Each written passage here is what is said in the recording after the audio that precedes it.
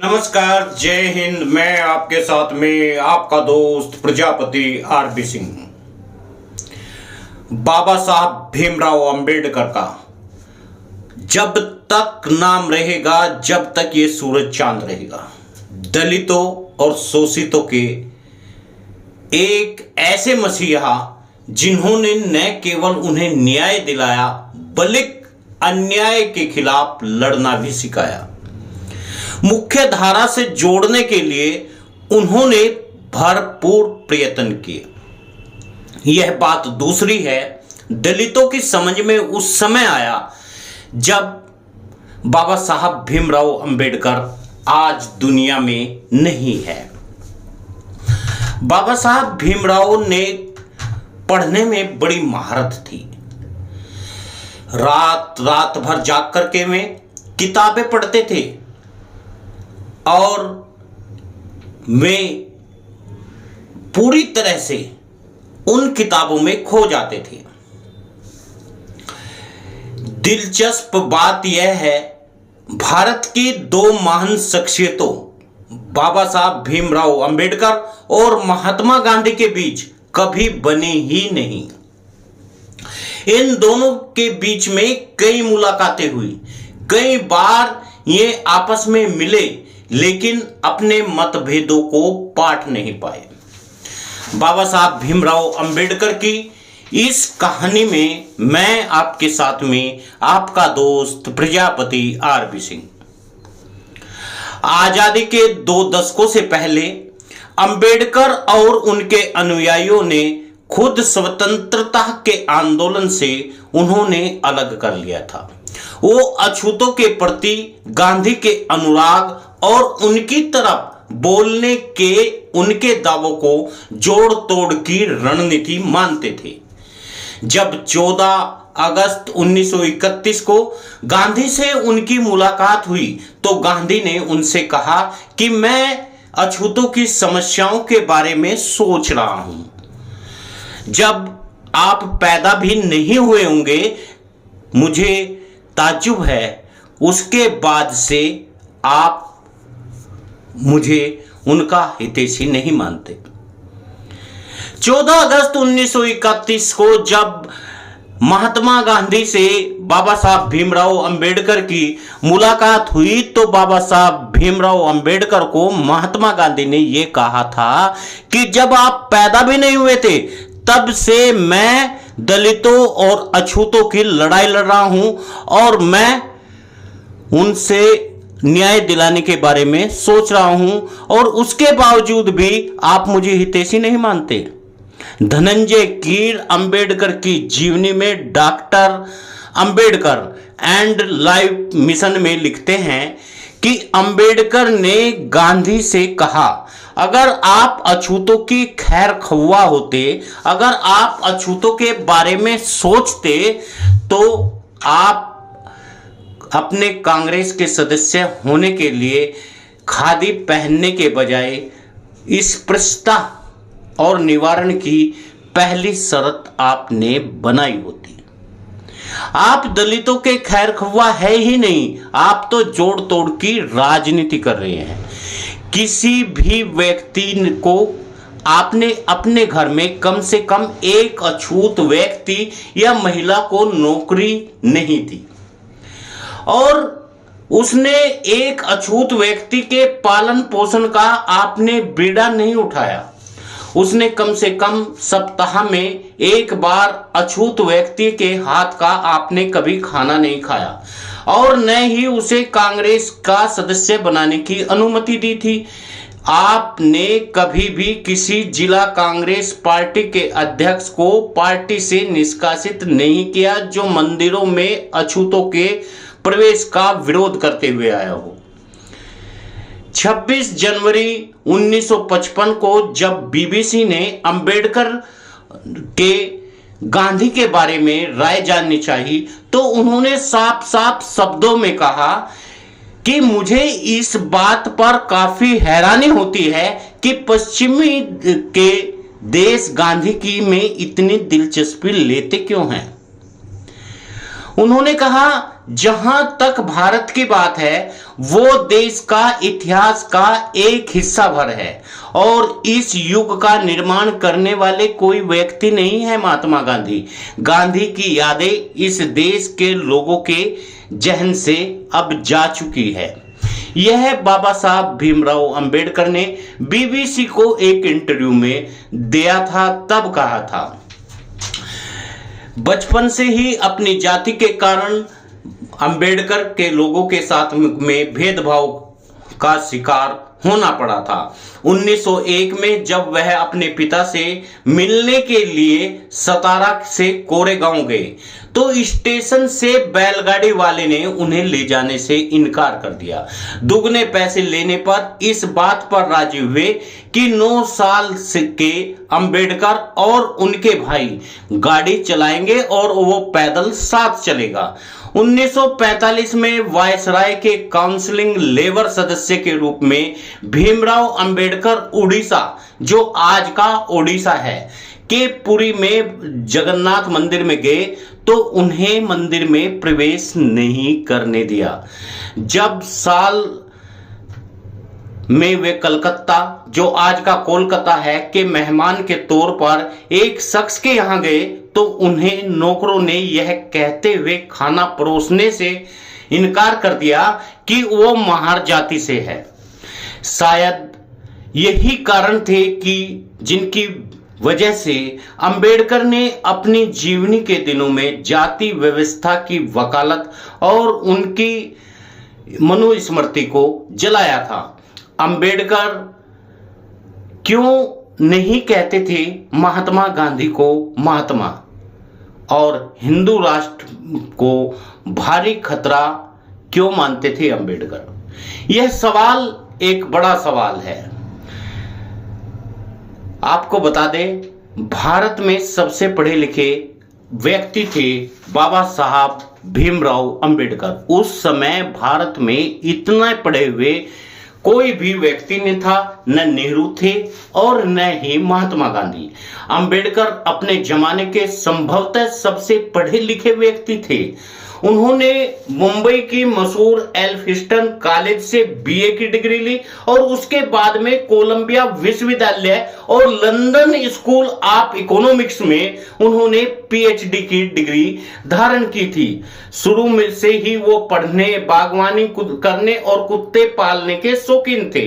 कहा जाता है कि उस समय उनके पास में किताबों की एक बेहतरीन संग्रह था। मशहूर किताब इनसाइड एशिया के लेखक जॉन गुरेधर ने लिखा है, 1938 में जब वो राजगृह में अंबेडकर की मुलाकात हुई थी तो उनके पास 8000 पुस्तकें थी। उनकी मौत के दिन यह संख्या बढ़कर 35,000 हो चुकी थी। बाबा साहब भीमराव अंबेडकर के निकट रहे शंकरानंद शास्त्री ने अपनी किताब माई एक्सपीरियंसेस एंड मेमोरीज में डॉक्टर बाबा साहब भीमराव अंबेडकर लिखते हैं, मैं रविवार 20 दिसंबर 1994 की दोपहर में अंबेडकर से मिलने उनके पास घर गया। उन्होंने मुझे अपने साथ जामा मस्जिद इलाके में चलने को कहा। उन दिनों वो पुरानी किताबें खरीदने का एक बड़ा अड्डा हुआ करता था। मैंने उनसे कहने की कोशिश की कि दिन में खाना खाने का समय हो गया है, लेकिन उन पर इसका कोई असर नहीं हुआ। जामा मस्जिद में उनके होने की खबर चारों ओर से फैल गई। लोगों ने चारों तरफ से इकट्ठा होने लगे और इस भीड़ में विभिन्न विषयों पर करीब 2 दर्जन किताबें उन्होंने खरीदी। वो अपनी किताबों को किसी को पढ़ने के लिए उधार नहीं देते थे। वो कहा करते थे, अगर किसी को उनकी किताबें पढ़नी हैं तो उन्हें उनके पुस्तकालय में आकर पढ़नी चाहिए। करतार सिंह पैलोनियस ने चेन्नई में प्रकाशित होने वाले जय भीम के 13 अप्रैल 1947 के अंक में लिखा था, जब मैंने बाबा साहब से पूछा कि आप इतनी सारी किताबें कैसे पढ़ पाते हैं, तो उनका जवाब था, लगातार किताबें पढ़ते रहने से अनुभव हो गया और किस तरह किताबों के मूल मंत्र आत्मसात कर उनकी फिजूल की चीजों को दरकिनार कर दिया जाए। उन्होंने मुझे बताया कि 3 किताबों का उनके ऊपर सबसे अधिक असर हुआ था। पहली किताब थी लाइफ स्टाइल, दूसरी विक्टर हुगो और ले मिजार्ज और तीसरी Thomas Hardy from the madding crowd. किताबों को लेकर उनका प्यार इस कदर था कि वे सुबह होने तक किताबों में लीन होते हुए रहते थे। अंबेडकर के एक अनुयायी नामदेव निमगड़े ने अपनी किताब में इनको the tiger shadow autobiography of an Ambedkarite में लिखते हैं, एक दिन जब मैंने पूछा कि आप इतने लंबे समय तक पढ़ने के बाद में रिलैक्सन यानी मनोरंजन किस तरह से करते हैं, उनका जवाब था कि मेरे रिलैक्सन यानी मनोरंजन का मतलब होता है कि एक विषय को छोड़कर दूसरे विषय की किताबों को पढ़ना। निमगड़े लिखते हैं कि रात में अंबेडकर किताब पढ़ने में इतना खो जाते थे कि उन्हें बाहरी दुनिया का कोई ध्यान नहीं रहता था। एक बार देर रात मैं उनकी स्टडी में गया और उनके पैर छुए। किताबों में डूबे अंबेडकर बोले, टॉमी ये मत करो। मैं थोड़ा अचंभित हुआ। जब बाबा साहब ने नजरें उठाई तो उन्होंने मुझे देखा तो वो झेप गए। उन्होंने नजरें उठाकर जब उन्होंने देखा, उन्होंने मेरे स्पर्श को कुत्ते का स्पर्श समझ लिया था। इस तरह से बाबा साहब भीमराव अंबेडकर पूरी तरह से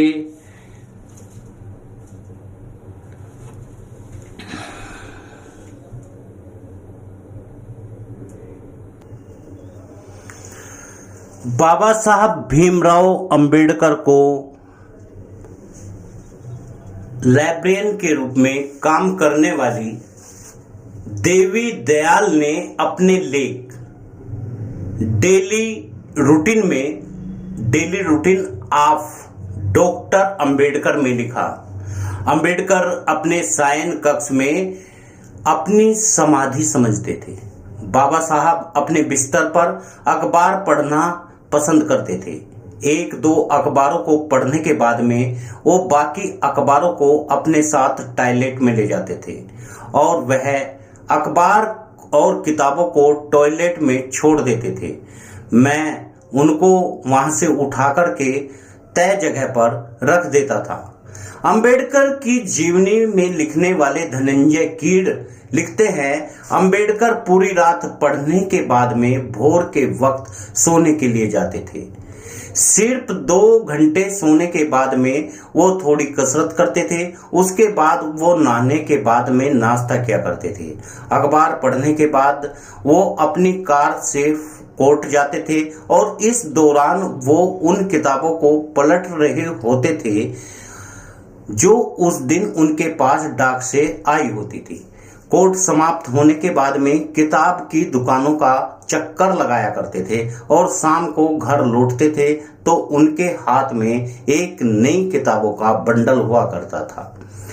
जहां तक बागवानी का सवाल है, दिल्ली में उनसे अच्छा और देखने में वाला बगीचा किसी के पास नहीं था। एक बार ब्रिटिश अखबार डेली मेल ने उनके गार्डन की भी तारीफ की थी। वो अपने कुत्तों को बहुत पसंद करते थे। एक बार उन्होंने बताया कि उनके पालतू कुत्ते की मौत होने के बाद में वो फूट फूट कर रोए थे। खाना बनाने के शौकीन थे बाबा साहब भीमराव अंबेडकर। कभी कभी छुट्टियों में बाबा साहब भीमराव अंबेडकर खुद खाना बनाते थे। लोगों को अपने साथ खाने के लिए आमंत्रित भी करते थे। देवी दयाल लिखते हैं, 3 सितंबर 1944 को उन्होंने अपने हाथ से खाना बनाया और 7 पकवान बनाए। इसे बनाने के लिए उन्हें 3 घंटे लगे।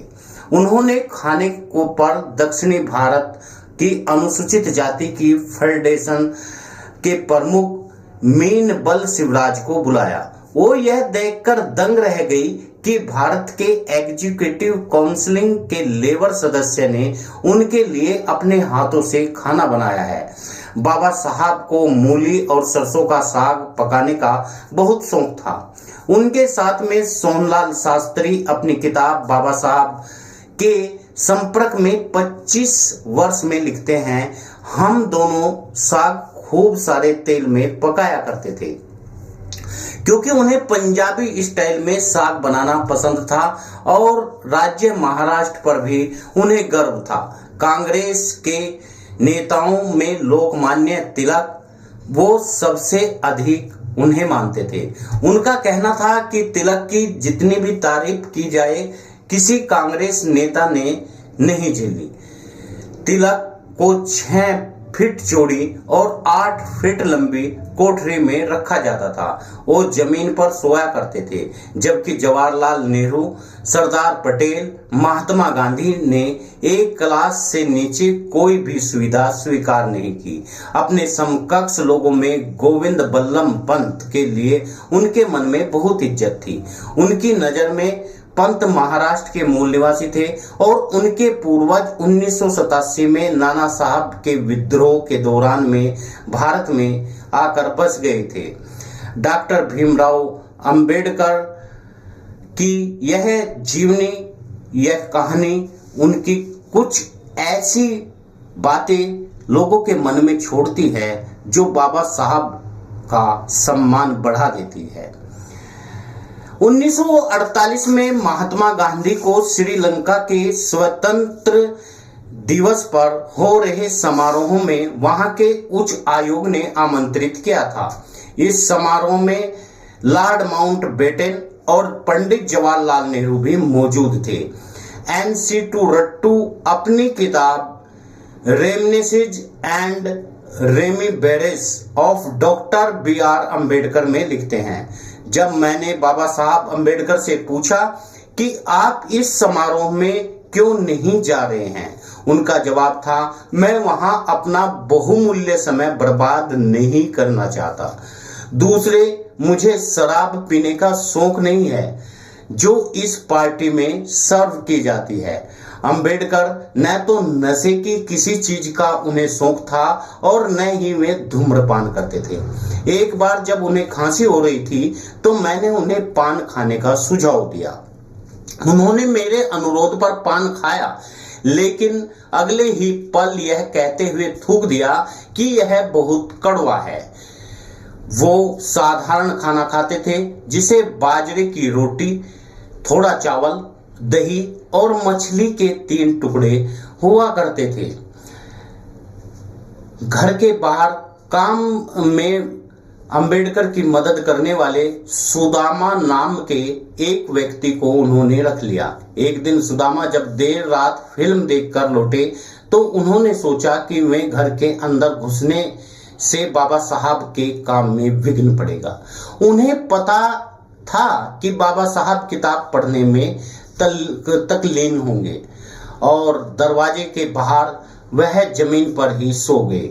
आधी रात के बाद जब अंबेडकर ताजी हवा लेने के लिए बाहर निकले तो दरवाजे के बाहर सुदामा सोते हुए पाया, तो उन्होंने बिना आवाज के अंदर चले गए और अगली ही सुबह सुदामा की जब नींद खुली तो उन्होंने पाया बाबा साहब ने उनके ऊपर अपना ओवरकोट डाल दिया था।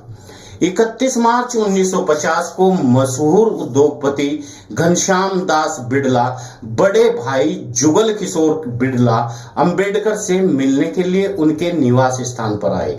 कुछ दिनों से पहले बाबा साहब ने मद्रास में पेरियार की उपस्थिति में हजारों लोगों को के सामने भगवत गीता की आलोचना की थी।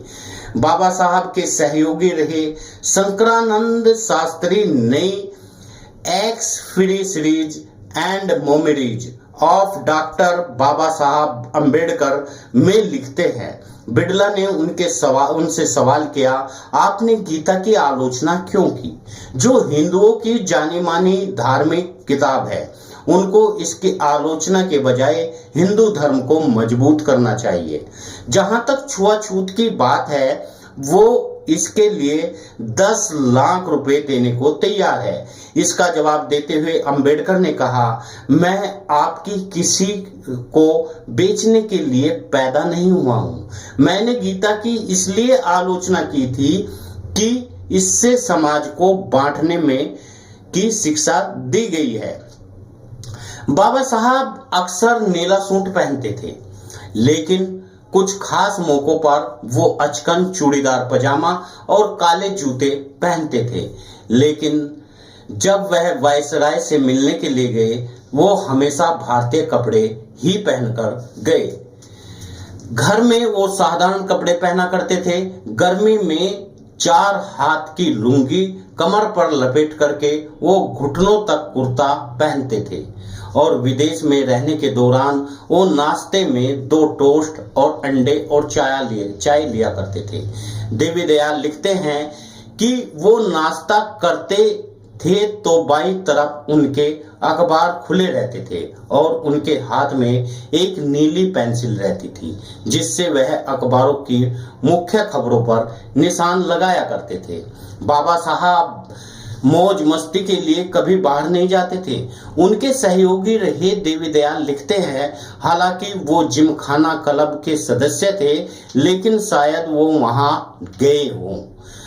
अब वह कार से अपने घर लौटते और अपनी पढ़ने की मेज पर चले जाते थे और अपने पास उनके कपड़े बदलने का भी समय नहीं रहता था। 1-2 बार film a tale of 2 series देखने के लिए गए। उसे देखते ही उनके मन में कोई विचार खोदा, वो फिल्म के बीच में ही छोड़ करके घर चले आए। उन विचारों को लिखने लगे जो उनके बाहर खाना वह पसंद नहीं करते थे। जब कोई उन्हें बाहर खाने के लिए ले जाना चाहता था तो उनका जवाब होता था, तुम मुझे दावत ही देना चाहते हो तो मेरे घर पर ही खाना ले आओ, मैं घर से बाहर जाने वाला नहीं हूँ। बाहर जाने के लिए वापस आने की व्यस्तता में जो समय नष्ट होता है वह कम से कम 1 घंटा बर्बाद होगा।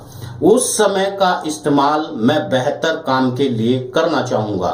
इसके लिए अंतिम पड़ाव में बाबा साहब ने वायलिन भी सीखना शुरू किया और उनके सचिव नानक चंद रत्तू अपनी किताब last few years of doctor Ambedkar में लिखते हैं, एक दिन अंबेडकर ने बंद कमरे में चुपके से झांक कर देखा। अद्भुत नजारा था। वो बता रहे थे, बाबा साहब दुनिया की चिंताओं से दूर अपने आप में मग्न कुर्सी पर बैठे वायलिन बजा रहे हैं। मैंने ये बात घर में काम करने वाले लोगों को बताई तो सभी ने जाकर के बारी बारी यह नज़ारा देखा। बाबा साहब भीमराव अंबेडकर आज भले ही इस दुनिया में न हों, लेकिन उनकी गाथा और उनके विचार इस दुनिया में गांधी से भी ज़्यादा दिखाई देते हैं। नमस्कार।